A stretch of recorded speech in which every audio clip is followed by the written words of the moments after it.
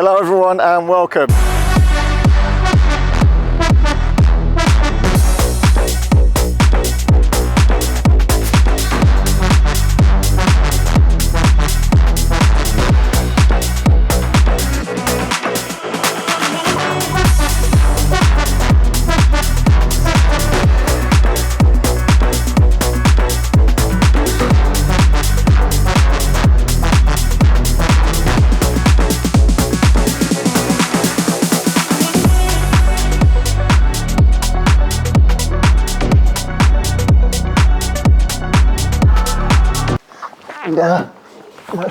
My foot is actually stuck. So let's give this a bit of a, let's give 21 a bit of a roundup and go through with you what I think have been some of my favourite aspects of various different EVs. I've just made some notes on my phone and kind of rounded up some of my favourite features. So as ever, casual and on the spot, but let me give you some of my thoughts. But I do want this to be interactive. I haven't driven everything, so I would also like people, to comment below here. If you've got an EV, what is it and what do you like and what do you dislike about it? I'd be really keen to hear all those comments from owners and long-term ownership, especially where, what you've found a challenge, what's been good, what's been great about the cars, and maybe if you could make a hybrid of different cars, what would that be?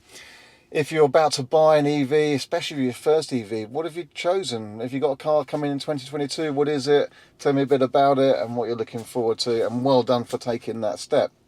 Right, okay, so I've driven quite a few cars. Let me give you some of my categories and the highlights of each of those categories. Okay, exterior design. I think here, this is a very subjective opinion, of course, but let me give you my thoughts. I think I should give a shout out to the Hyundai Ioniq 5 and the Kia EV6. They may not be to everyone's taste, but well done for being bold, taking that step, doing something a little bit different. EV architecture means you can do different car designs. You've got a flat platform and you've got more freedom to create interesting packages, and I think Hyundai and Kia should deserve recognition for being a little bit bold with some of their design. The Peugeot E-208, somehow I just really love that little car, and I think the design of that is sharp and great. So for a little compact EV, that ticks an award box for me. I think I should recognise the Tesla Model S here, because for me, I bought my first Model S in 2015. They're still going strong, they're still popular, they're popular and used in the market. And the new car that's coming out here in 2023, the revised model, including plaid, of course, I think, I was a little bit disappointed it hasn't changed much, but it's been a long-lasting design. And so I think the Tesla Model S deserves recognition for still looking pretty sharp, even after a few years. And it's still, for me, a good, sleek, all-round package. So well done, Tesla Model S. What else have I liked the exterior aesthetics for? Taycan Sport Turismo GTS. Oh, I must admit, me personally, I think that's a great package. I think it has to be the red as well for me, but that's fantastic. And we've got another video on our channel, or we'll have very shortly, about that car. And then probably the E-TRON GT. For me, again, beautiful looking thing. What do you think is the best looking EV in the market today, though? Let me know. Nicest interiors. I think, again, E-TRON GTRS does take an interior award for this one. It's just a very, very nice place to be. Textures, it's sporting. The interface isn't brilliant. That's a separate category. I'll come on to that in a minute, but it's a lovely place to sit. The Audi E-TRON GTRS with the little red stitching and Alcantara trims. Lovely, lovely, lovely. Mercedes EQS, pure opulence and luxury, cosseting refinement. That is a lovely place to sit in. I have to say, like it or loathe it, to be in, it's just lovely. It's beautiful. And slightly out of the blue here, I think possibly the Mustang Mach-E might be a bit of a winner here. It just surprised me. It just has a nice feel about it. Again, mixture of materials, similar to the Volvo XC40. That, again, just a nice place to be, actually. Overall, Tesla Model 3, Model Y, the simplicity, I do love that. It doesn't have the premium feel of some of the others, but I also just like that stark simplicity, and the standard package of features is great. Oh yeah, big box winners. So some of our videos include this big box we just happen to have, and we see if it fits in different cars. It fits in a Model X, but it does not fit in an Audi e-tron 55. It does not fit in a Mercedes EQC or Jaguar I-Pace, but it does fit in. So these are award winners for big box fitment. It fits into, of course, the Mercedes EQV, easy, you get several in there. The Tesla Model X, of course, goes in there, no problem at all, as long as it's a 5 or the newer 7-seaters with a middle row fold down. Hyundai Ioniq 5, no problem, straight in there. Plus it also fits in the VW ID4 and the Ford Mustang Mach-E. So they're all winners for big box space in the rear with the seats folded down. But the winner of the big box category for me has to be the BMW i3. The little BMW i3 also swallowed up this huge box, which many of us failed to even consider taking. So I think you'll all agree the i3 deserves a little win for our little mini electric van there. Which cars are the most fun? Well, I think the Porsche Taycan, for me, is fun. It's fun on the road. It has this brilliant kind of cruising ability, but actually it's also fun. It's got a sense of occasion. If you've got the sound box, it makes the noise to go with it. And I must admit, it puts a smile on my face. It's a real pleasure. I don't think you even have to be driving it particularly hard. It's just a pleasure. It just feels nice. So, fun Taycan, yes. Tesla Model 3 performance, absolutely. It's like a fly. It is so agile, it's so directional, and the punch in reaction to that, you know, on that car, punching out of roundabouts, it's ridiculous. It's one of the fastest cars I've driven on track, very capable. So Tesla Model 3 performance wins an award in the fun category. But my winner for the most enjoyable fun car that puts a smile on my face every single time, Renault Twizy. It has to be. I love our Renault Twizy. It's brilliant. So Renault Twizy has to win the most fun EV award here, definitely. Good. Probably weren't expecting that one, were you? Best ride quality. Yeah, I think this is it. I've often mentioned ride. As I get older, I like a smooth ride for a lot of cars. So Porsche Taycan, Audi e-tron GT pick up an award here because when they're not in their sport modes and they're just cruising down the motorway with their air suspension, 3-chamber air suspension, very clever, supremely comfortable, amazing ride quality, even with the big wheels, it's brilliantly comfortable. So e-tron GT and Taycan get an award from me for that, especially because they're quite sporting cars. As a kind of family car, Hyundai Ioniq 5 is probably one of the most comfortable to be in. It just had a costing ride. I remember being in Edinburgh with cobbled streets, driving along in a Tesla Model 3, which is a notoriously hard like this, got in the Hyundai 5 and we were like, wow, you can barely feel the cobble. So Hyundai Ioniq 5 picks up an award here. But for best ride, Mercedes EQS, yeah, as it's designed to be. It comes at a horrendous price, but as you'd expect, a supreme ride, very comfortable to be in.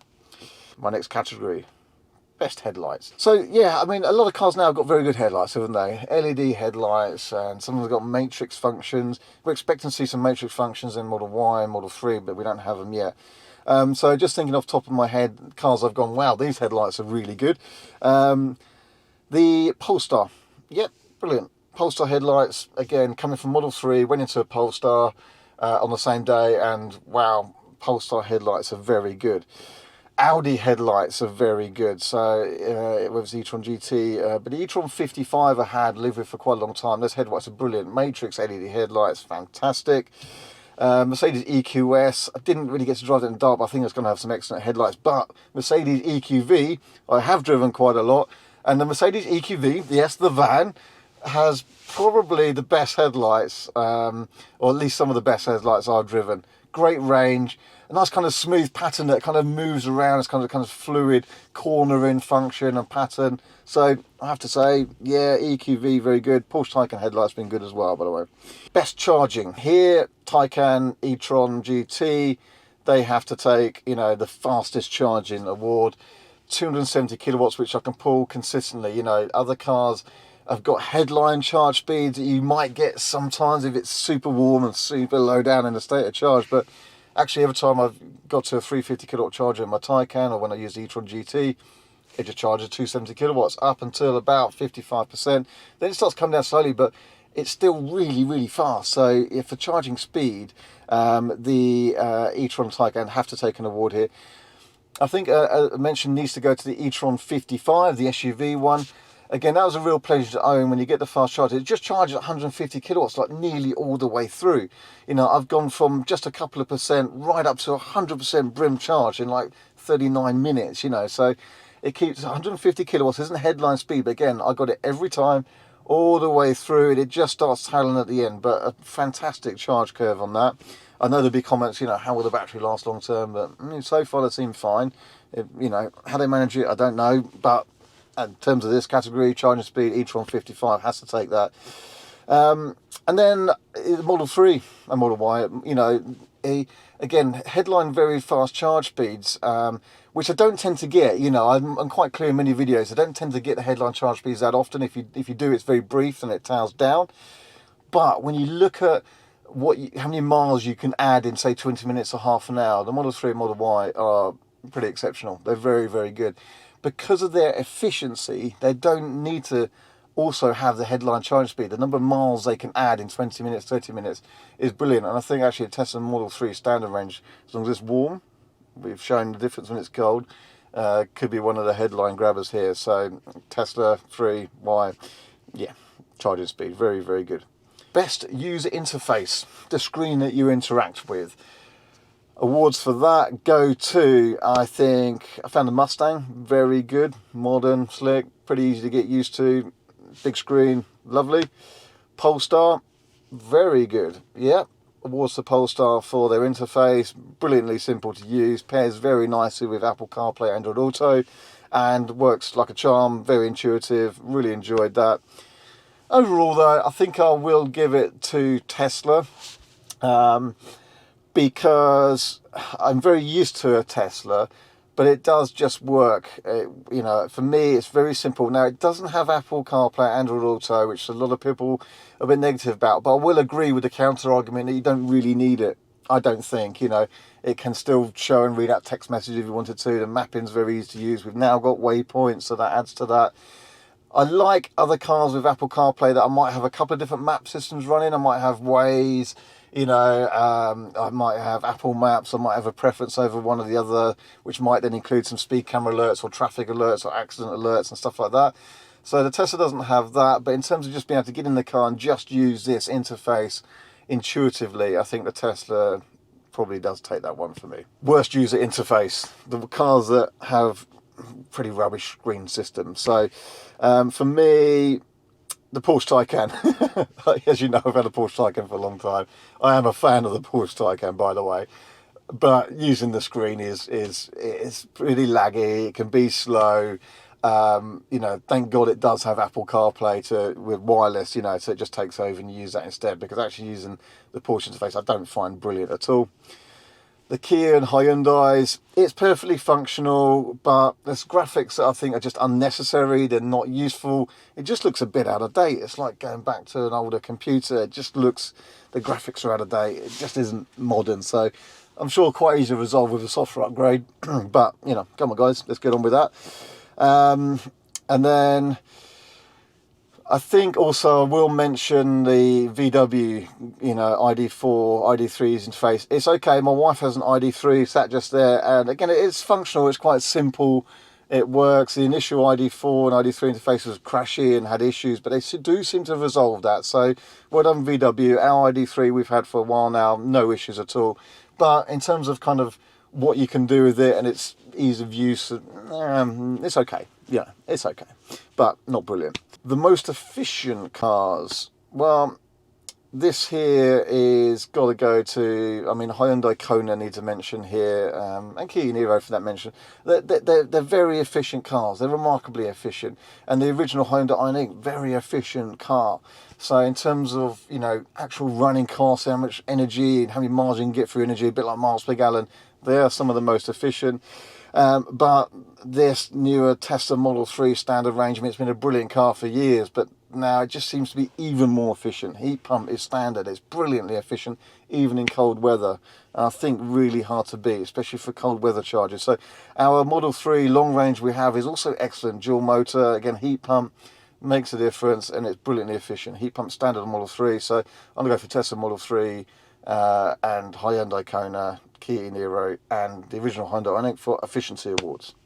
Best real world range. driven quite a lot of cars now, so the cars, you know, what can you get the most miles for? Manufacturers talk the numbers, they give you headline figures for what cars have the best real world range. Well, for me, quite simple. An award here goes to Tesla Model S long range, the Ravens, the kind of late 2019 cars which we now no longer can buy. I had a Tesla Model S long range for a while. I did Edinburgh to London non-stop in that car. I think that was a record. I don't think anyone's ever done that before.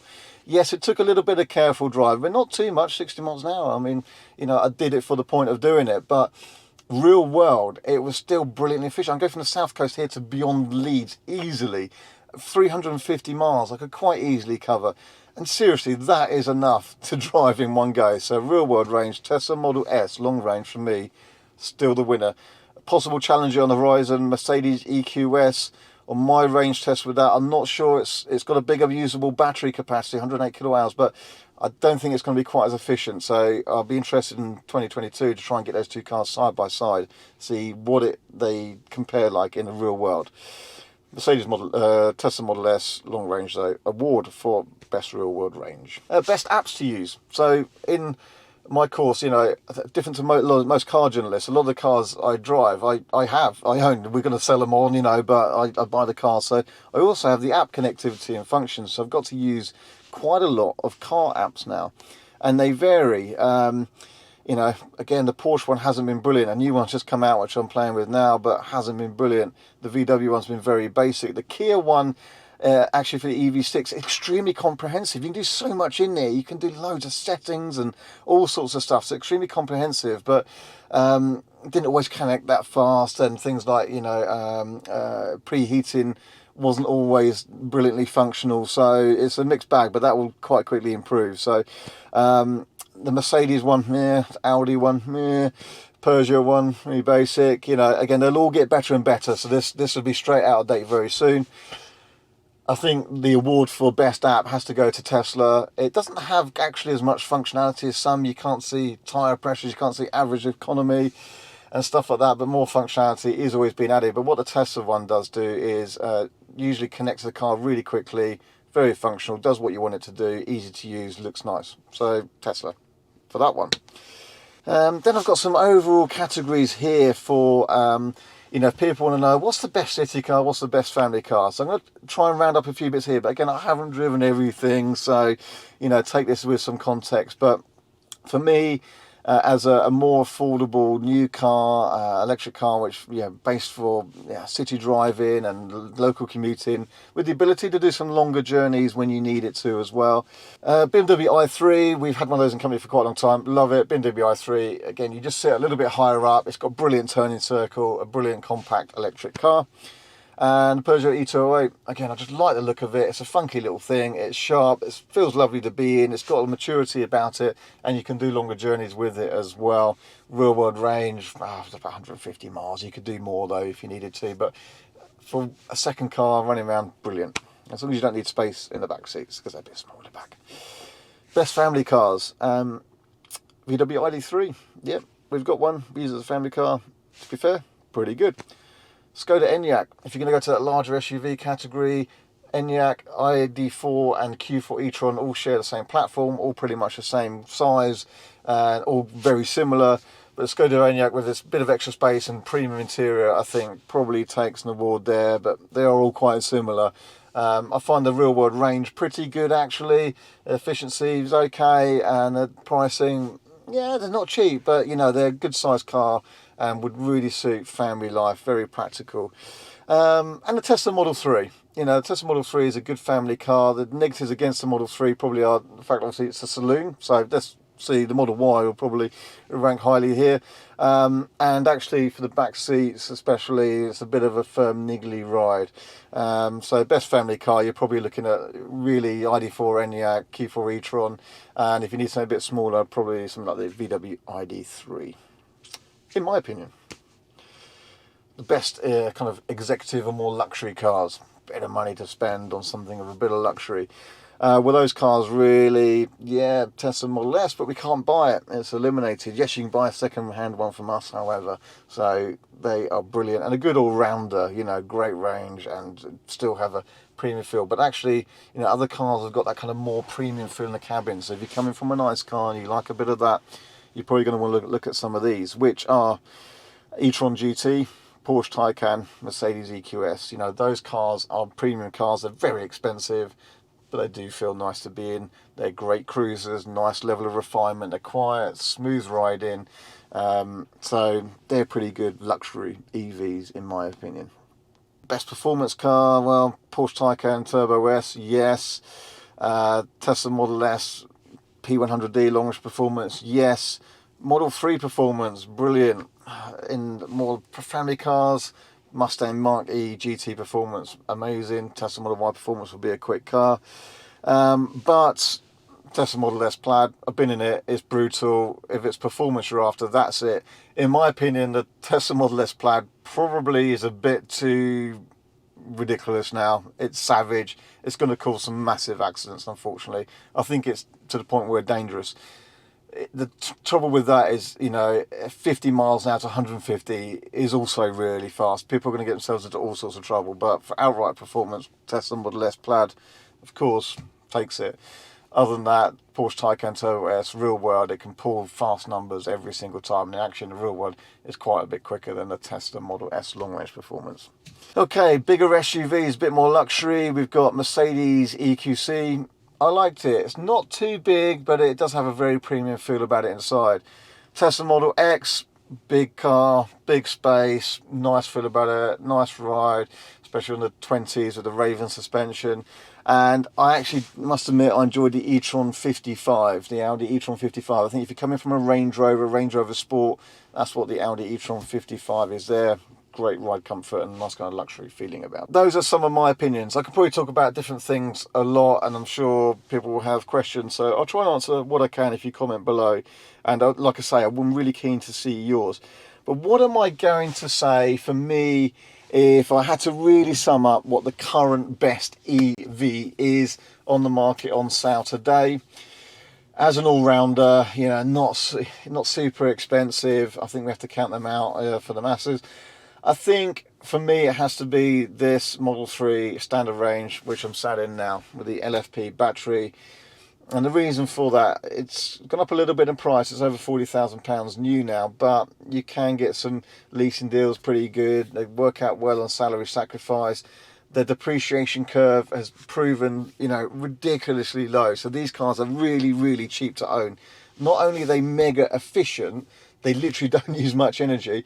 They're mega efficient. They just don't depreciate, and they've got a high level of equipment standard. You know, when it just comes to things like, you've got double glazing, you've got things like Sentry mode, you've got the ease of the Tesla supercharging network, of course, counts for everything. You've got that network there, plus you can use all the others. So they are supremely efficient and actually do come with a high level of spec. I mean, heated steering wheel. A Porsche Taycan doesn't have that. A phone in, you know, entry with just using your phone as a key, so you don't have separate keys and just stuff like that. You know, there's so much going for a Tesla Model 3 that I think that has to win the overall best all-rounder.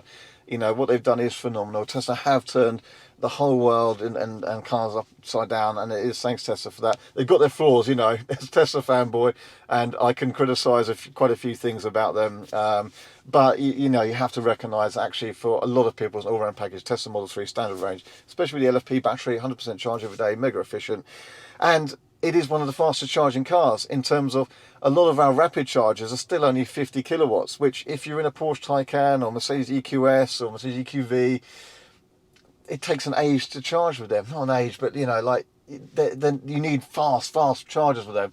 Whereas a Tesla Model 3 standard range, because it's so efficient, even on a 50 kilowatt, you know, rapid charger, which I think will be gradually phased out, but they'll be around for a while.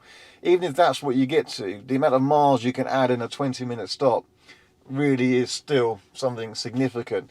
And I think all those factors combined is why the Model 3 standard range has to win, you know, probably the overall award here. So, like Tesla or loathe Tesla, really it does have to pick it up, and it's a fantastic car.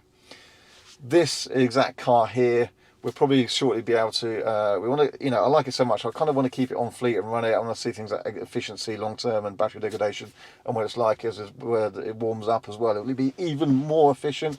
So we'll probably keep this Tesla Model 3 standard range on fleet, and we're probably going to make that available most of the time as a Turo hire car. We'll probably also add to that a Tesla Model Y when they arrive. So, you know, keep an eye out for Turo, and if you want to rent this car, keep an eye out on Turo for us, based in New Milton, and we'll see if we get to that stage where we rent it out, which I think will happen. What am I looking forward to in 2022? Well, there's a few things. There's a load of new cars which would be good to see more of and drive more. We've got, you know, EQS. I've driven that a couple of times now. I want to drive it more. It's a fantastic car, but I'm really keen to do some real world efficiency tests and see if I can do that Edinburgh to London non-stop.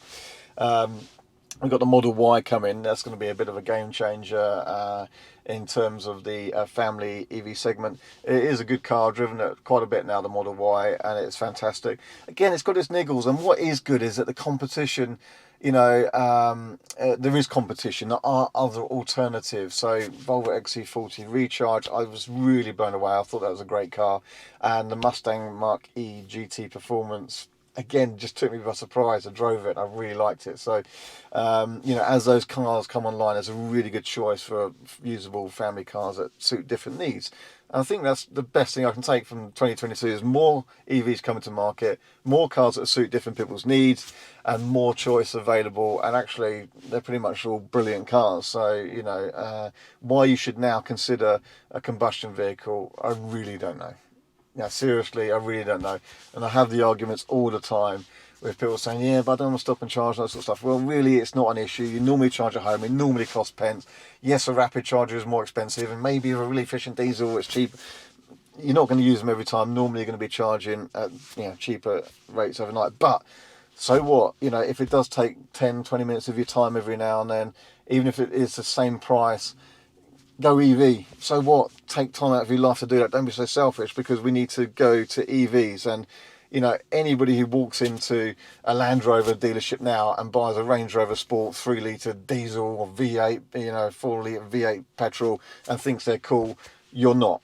Seriously, you're not cool. It ain't clever. That was done years ago. You're way out of date, way out of fashion.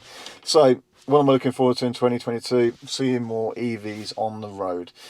There's lots of charger expansion happening. That really does need to follow quickly with it. We do need more chargers all the time, of course. That is happening, and I guess sometimes we're going to have to be patient with that. But, you know, it's all expanding really quickly, and all the good for it.